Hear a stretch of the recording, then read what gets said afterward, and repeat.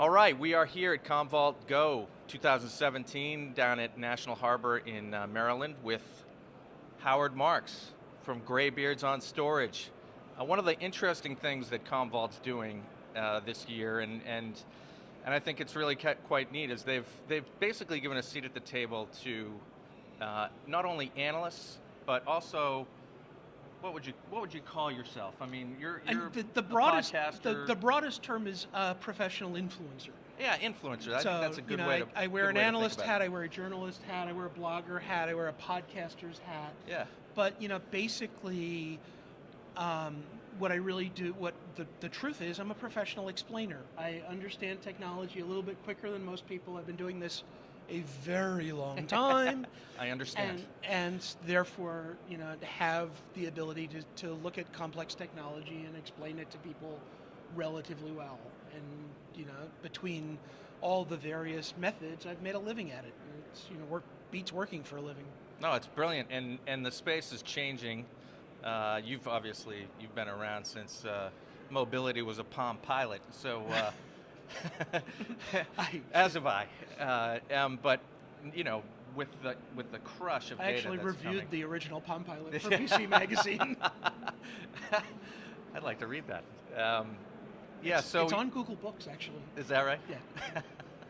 So and you've seen it firsthand, what's happening here. Obviously, I mean, we have not only Commvault with this customer conference, but there's a big Google booth, there's a big Microsoft booth, big Amazon presence. Oh yeah, well everybody is trying to figure out how they can leverage the cloud. And maybe a third of it is people going out and looking for cloud solutions because that's the fashionable thing to do and they don't want to be left out. And CIOs have long careers but short job tenures. And every once in a while you're going to find some board member who said, well, I saw this commercial that said everything should go to the cloud and why aren't we doing that? And if you're a smart CIO and you said, well, we did all the math and we can do it cheaper in our own data center, it doesn't save your job. Right, right. So, well, that's it, right? There's a lot of factors that you have to take into consideration. There are existing vendors that have had long-standing relationships, politics all the way up the food chain to the C-suite. Well, in the network, I used to be a network guy before I moved to storage, and network guys always talk about the 7-layer OSI model. But there are 3 secret layers. Layer 8 is politics. Right. Layer 9 is geopolitics. And layer 10 is metaphysics. And that is, you have to build a solution that fits the political framework and the metaphysical framework that you work in.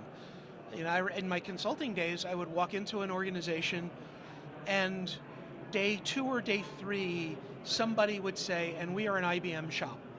Right. And right. that's a buzzkill. That's layer 10. That's metaphysics. That is, we religiously believe in buying from Dell or EMC or IBM. Well, and there's almost no getting around. No. If you're coming in as a competing vendor. As a consultant, that means I have to pick the best solution that vendor offers.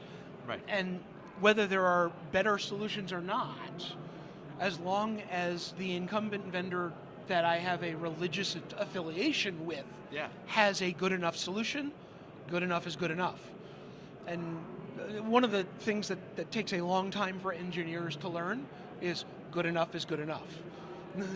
Engineers denigrate the good enough solution. It's like, no, I want the perfect solution. Well, I don't think Commvault is selling the good enough solution. At least I don't think they think they are. No, Commvault is kind of in the unique position of having a data management system. Yeah. That was designed and built and programmed holistically. Every other vendor in this market has a backup product that was some other company that they acquired, or multiple backup products that were multiple other companies that they acquired that they merged together, and an archive product that was a different company that they acquired. And even though some of those acquisitions are 15 years old, they're still 2 completely separate products. And in the cloud era, that becomes a real problem because we want, for compliance reasons, we want to build an archive of emails and files. And we want to be able to search that archive. And my favorite case is one of my consulting clients was BBDO, major advertising agency. Yeah. And Dell was a client of theirs. Yep. And Dell put the account out for bid, and BBDO didn't have the winning proposal, so they were going to change ad agencies. But with an account that big, the new agency needed 90 days to hire people to service the account. Sure. So there was an email that hired BBDO for an additional 90 days, extended the contract it was 3 months at $500,000 a month. And when it came time to send the bill to Dell, nobody could find the email. No contracts were signed? No, there was an email that literally, this is $1.5 million. You gotta love that. It's $1.5 million email. I'm sure that was hard to chase, that invoice. The Dell account, the guy who had been the Dell account exec left because he was out of a gig. Well, he lost a big account. Yeah. And it had been in his mailbox. And somebody deleted his mail. The long and the short of it is that data recovery. I had a $50,000 consulting gig to go find that email. Digging through boxes and boxes of backup tapes to find that email. Oh. And $50,000 for $1.5 million is cheap. Yeah, no, that's good. It's like a commission. But so what you really want to do is you want to make backups so that you can restore broken things to their working state quickly.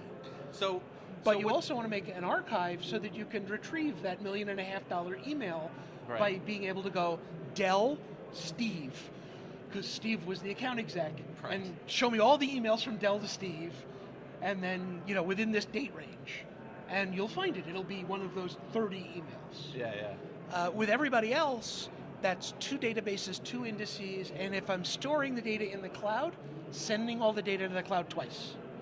With Commvault, they do it all in one pass because backup and archive were just built as one holistic thing. So now, as you provide advice like that as to how to solve this sort of very complex management problem, is a Commvault solution, often the right way to go, or do you try to advise that maybe you can cobble it together and kind of piece it together? Are things moving so rapidly at this point that it doesn't make any sense to patch? Doug, I spent 30 years as a consultant. What is the consultant's answer to every question? It depends. Yeah. And so it's different horses for different courses. Sure. But if you were to think about 2 or 3 years ago, where we're headed, I would have said, if you're a sophisticated IT user, that Commvault is probably your best first choice. We may find reasons that it's not the right solution, but we're going to start with Commvault, and we're going to look for reasons not to use it. Yeah. And the main reason not to use it was the front end, the user interface, required some level of sophistication and expertise. Yep.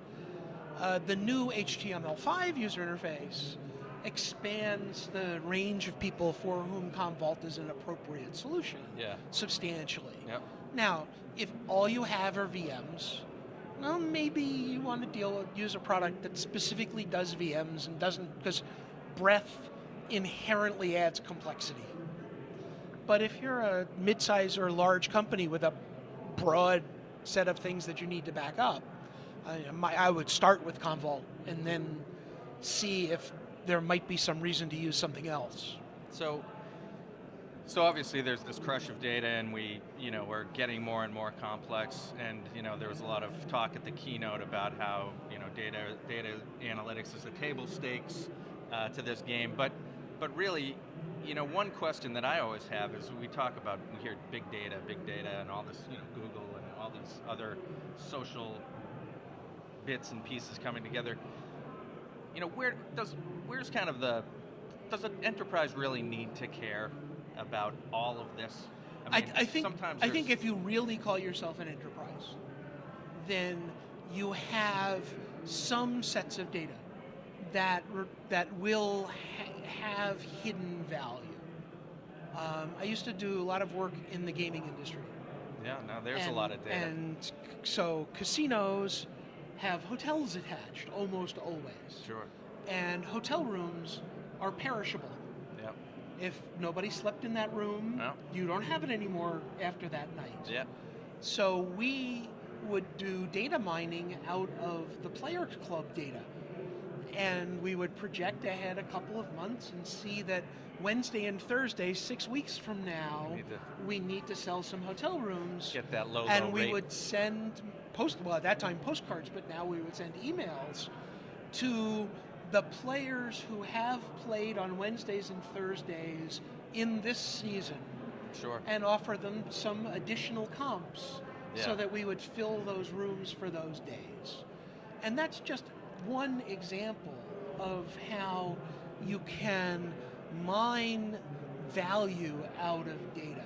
And with that's back in the days when it was a data warehouse and it was relatively small. But nowadays, when solutions like Spark and Hadoop let you basically find a needle in a haystack, that you can process enormous amounts of data for relatively low cost.